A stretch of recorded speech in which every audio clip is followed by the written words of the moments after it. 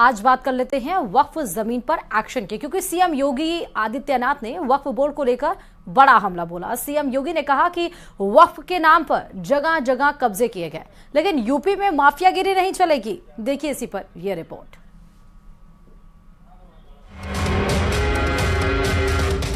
माननीय मंत्री जी,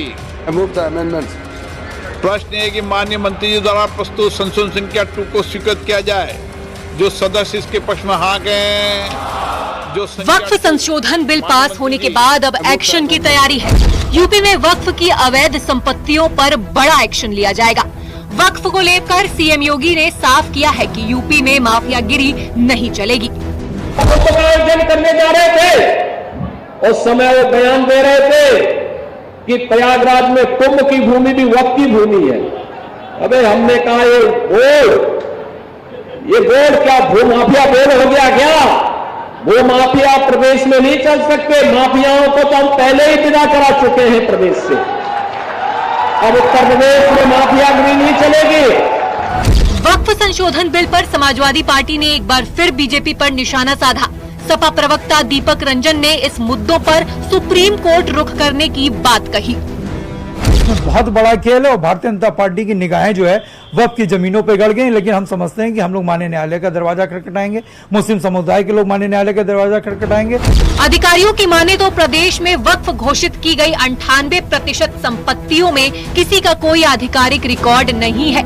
इनमें अधिकतर जमीनें ग्राम समाज की है, जिनमें खलिहान, तालाब, पोखर जैसी संपत्तियां शामिल है। अधिकारियों का कहना है कि ऐसी जमीनों को वक्फ नहीं माना जा सकता है। इसकी पहचान कर जब्त किया जाएगा। न्यूज़ 18 के लिए ब्यूरो रिपोर्ट।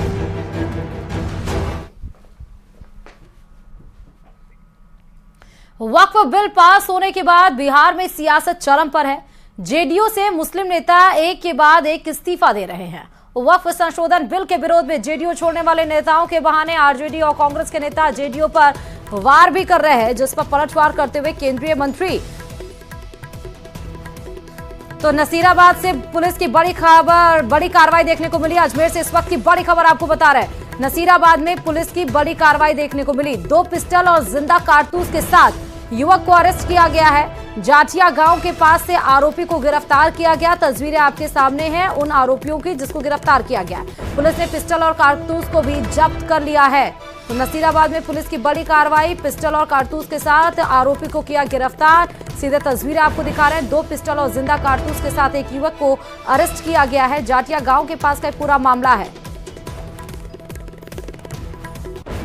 तो अजमेर से बड़ी खबर आपको इस वक्त ही बता रहे हैं। नसीराबाद में पुलिस की बड़ी कार्रवाई देखने को मिली है। 2 पिस्टल और जिंदा कारतूस के साथ एक युवक को अरेस्ट किया गया है। जाटिया गांव के पास से ये आरोपी पकड़ा गया है। और अब बात वक्फ बिल की फिर से, क्योंकि वक्फ बिल पास होने के बाद बिहार में सियासत चरम पर है। जेडीयू से मुस्लिम नेता एक के बाद एक इस्तीफा दे रहे हैं।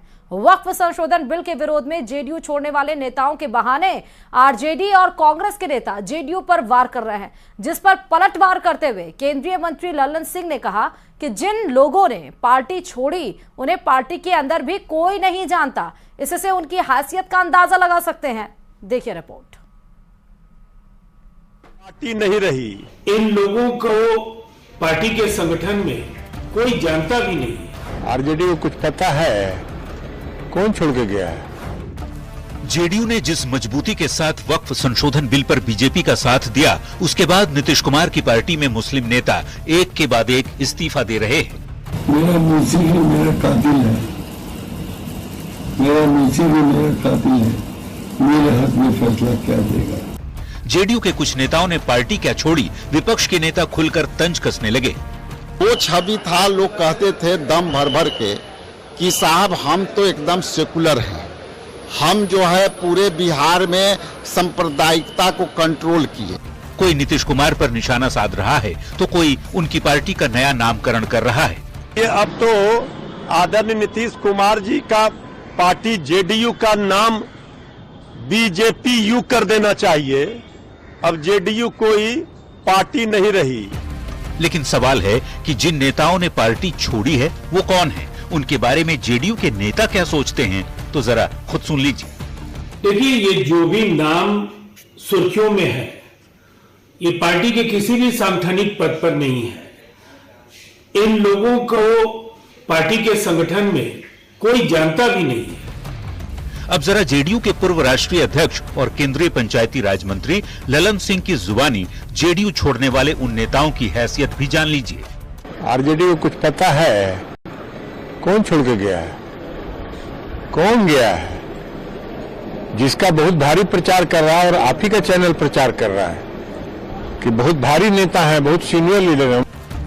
वक्फ संशोधन बिल पर वोटिंग के बाद अब तक 3 मुस्लिम नेताओं ने जेडीयू को छोड़ दिया है। एम राजू नैयर, मोहम्मद शनवाज मलिक और मोहम्मद कासिम अंसारी, इनमें से एक भी ऐसा नाम नहीं जिन्हें बिहार के बहुत लोग जानते हैं। हालांकि 2 और नेताओं की नाराजगी जरूर सामने आ रही है जिनकी पहचान है। वो हैं एमएलसी गुलाम गौस और पूर्व सांसद गुलाम रसूल बलियावी। हालांकि जेडीयू के शीर्ष नेताओं के तेवर इस बात की ओर इशारा कर रहे हैं कि वो अपने स्टैंड पर मजबूती के साथ कायम हैं।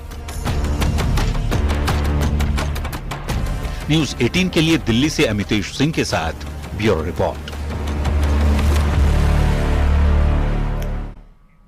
मच्छर क्या कर सकता है, और अगर ये मच्छर फ्लाइट में आ जाए तो तौबा तौबा। मुंबई से लखनऊ आ रही इंडिगो फ्लाइट में यात्रियों का मच्छरों से सामना हो गया, जिसके बाद यात्री मच्छर भगाते हुए नजर आए। किसी यात्री ने वीडियो बनाकर सोशल मीडिया पर शेयर कर दिया, जो काफी ज्यादा वायरल हो रहा है। और इसी पर देखिए यह रिपोर्ट।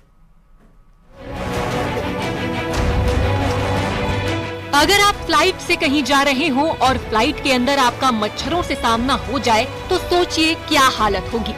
मुंबई से लखनऊ आ रही फ्लाइट में यात्री उस वक्त परेशान हो गए जब वहां पर मच्छर मंडराने लगे। मच्छरों ने बाहर की गर्मी से बचते हुए फ्लाइट को ही अपना ठिकाना बना डाला, जिसके बाद तो यात्रियों का जीना मुश्किल कर दिया। यात्रियों ने शिकायत की कि उड़ान भरने के बाद से ही मच्छरों ने काटना शुरू कर दिया था। इसके बाद तो कुछ यात्री मच्छरों को भगाते हुए भी देखे गए। यात्रियों का कहना है कि क्रू मेंबर से भी शिकायत की गई, लेकिन इसका कोई भी फायदा नहीं हुआ।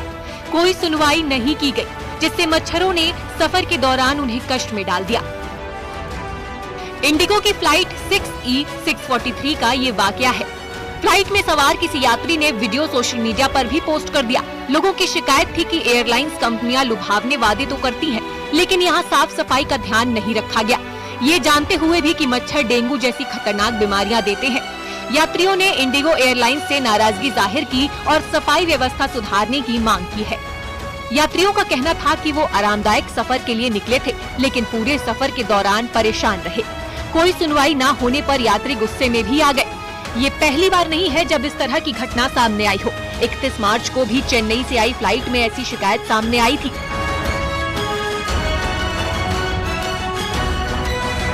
यात्रियों ने शिकायत की थी कि उड़ान भरते ही मच्छरों ने काटना शुरू कर दिया था।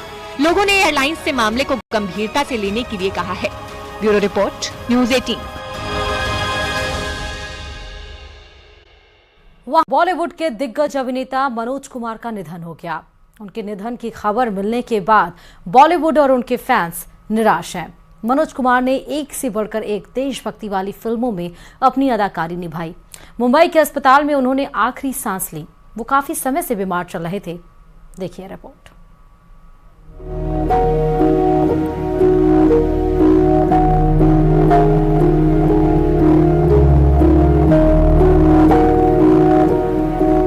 बॉलीवुड के भारत कुमार अब इस दुनिया में नहीं रहे। अपनी फिल्मों के जरिए देशभक्ति की अलख जगाने वाली ये आवाज हमेशा के लिए खामोश हो गई। है प्रीत जहाँ की रीत सदा मैं गीत वहाँ की गाता हूँ। भारत का रहने वाला हूँ, भारत की बात सुनाता हूँ। उन्होंने उपकार, पूरब और पश्चिम, रोटी कपड़ा और मकान, क्रांति जैसी फिल्मों में अपनी अदाकारी से अपनी अमिट छाप छोड़ी, जो आज भी लोगों के जहन में ताजा है। देश प्रेम वाली फिल्मों के लिए खास तौर से मशहूर मनोज कुमार को भारत कुमार कहा जाने लगा था। मनोज कुमार 87 साल की उम्र में दुनिया छोड़ गए। वो लंबे समय से बीमार चल रहे थे। मुंबई के अस्पताल में उन्होंने आखिरी सांस ली। अनफॉर्चुनेटली मेरे फादर मनोज कुमार जी का देहांत हो गया है आज सुबह 3:30 बजे कोकिला अंबानी हॉस्पिटल में। वो अस्वस्थ थे काफी टाइम से। बड़ी शिद्दत से उन्होंने हर चीज का मुकाबला किया है और भगवान की कृपा है, शिरडी बाबा की दया है कि वो चैन से आराम से इस दुनिया से गए हैं। उनके बेटे कुणाल गोस्वामी ने बताया कि शनिवार को उनका अंतिम संस्कार होगा। मनोज कुमार का जाना बॉलीवुड के लिए बड़ा नुकसान है। उनके जाने के साथ ही एक युग का अंत हो गया। बॉलीवुड के कलाकारों ने उनकी मृत्यु पर शोक जताया है। मैं तो बहुत सीखा था उनके सिनेमा से।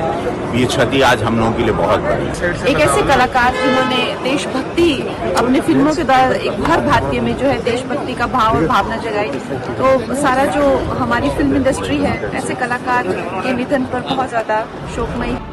मनोज कुमार का जन्म पाकिस्तान में साल 1937 में हुआ था।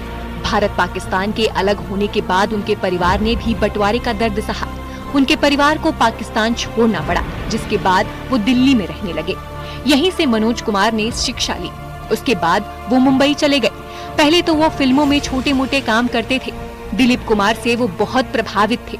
उनकी एक फिल्म में किरदार की वजह से उन्होंने अपना नाम मनोज कुमार रखा। फिल्म उपकार में उनके गीत मेरे देश की धरती से तो पूरी तरह छा गए। मनोज कुमार को अफसोस रहा कि वो उपकार फिल्म को पूर्व प्रधानमंत्री लाल बहादुर शास्त्री को नहीं दिखा पाए। ये फिल्म उनके निधन के बाद ही रिलीज हुई थी। मनोज कुमार को भारतीय सिनेमा में हमेशा याद रखा जाएगा।